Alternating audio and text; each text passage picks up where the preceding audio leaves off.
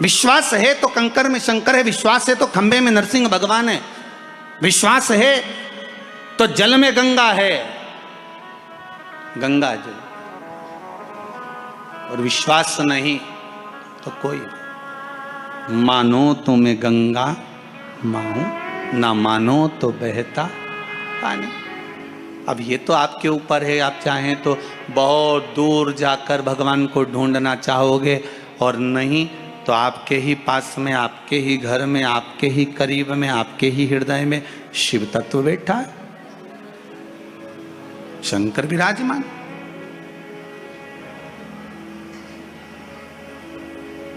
आप उसको ढूंढो।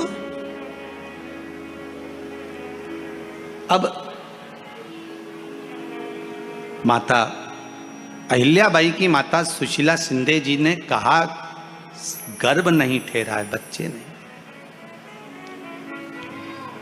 श्री मनकोजी शिंदे ने कहा क्यों चिंता करती है, काय का टेंशन, काय की चिंता। मेरा उघड़दानी मेरा भोलेनाथ कभी खाली नहीं छोड़ता।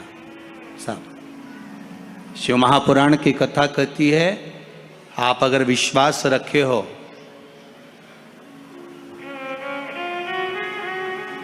सफेद आंकड़े की जड़,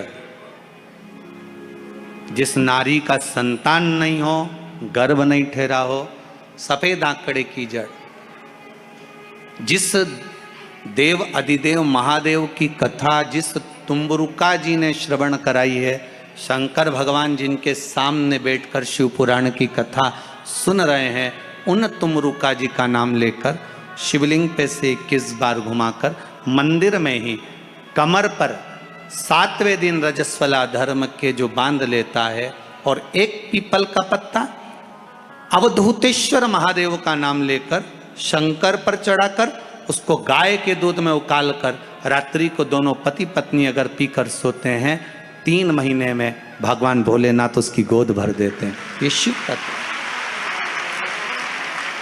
शंकर देता जरूर है।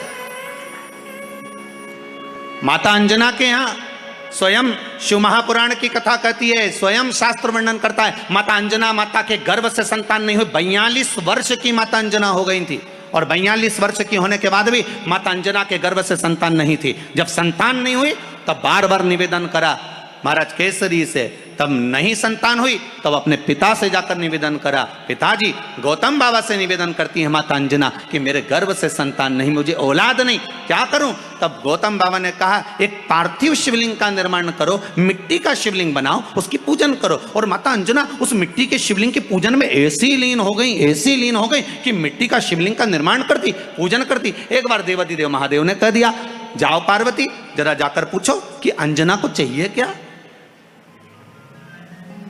अंजना माता को चाहिए क्या।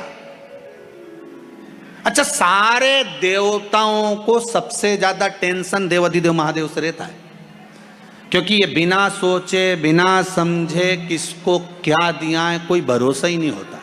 एक बार तो ब्रह्मा जी ने खुद ने कह दिया, साहब हमको तो इस्तीफा दे दो, हमको नौकरी करना ही नहीं बैकुंठ में बिल्कुल भी। तो भगवान विष्णु ने पूछा हुआ क्या। बस प्रभु, राजा श्वेत की अंतिम समय, प्राण छूटने का दिन, उसको यमराज लेने के लिए गए और देवाधिदेव महादेव वहां खड़े हो गए और क्या कहे, लेके मत चले जाना, उसकी अंतिम सांस, और क्या कहे, लेके मत जाना। और मेरा बेटा जब लाने लगा तो उसके प्राणों को हर लिया, यमराज ही मर गया।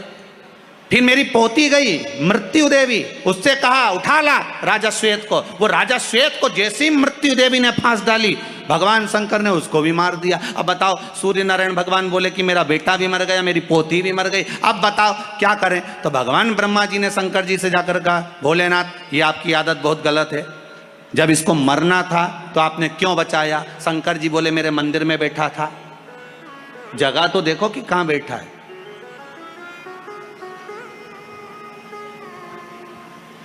ब्रह्मा जी ने भगवान विष्णु से कहा हमको ये काम नहीं करना, आप तो हमारा इस्तीफा स्वीकार करो।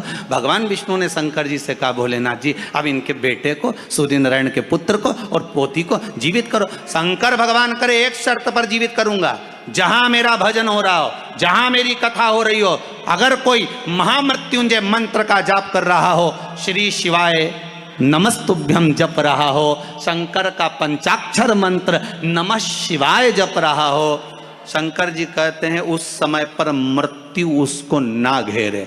तो इतने में सूर्य नारायण भगवान कहते हैं शपथ लेता हूँ, संकल्प लेता हूँ, जहाँ आपका नाम होगा, अगर पृथ्वी पर कोई मरने का भी समय आ गया तो पहले आपसे पूछा जाएगा उठा ले, तुम बोलोगे तो बात दूसरी है। शंकर जी बोले हम बताएंगे तो उठाना, हम बोल दें अगर ये शंकर जी का नाम जप रही है और पड़ोसन नी जप रही है तो हम इशारा कर देंगे बाजू वाली को उठा लो। तुम टेंशन मत ले।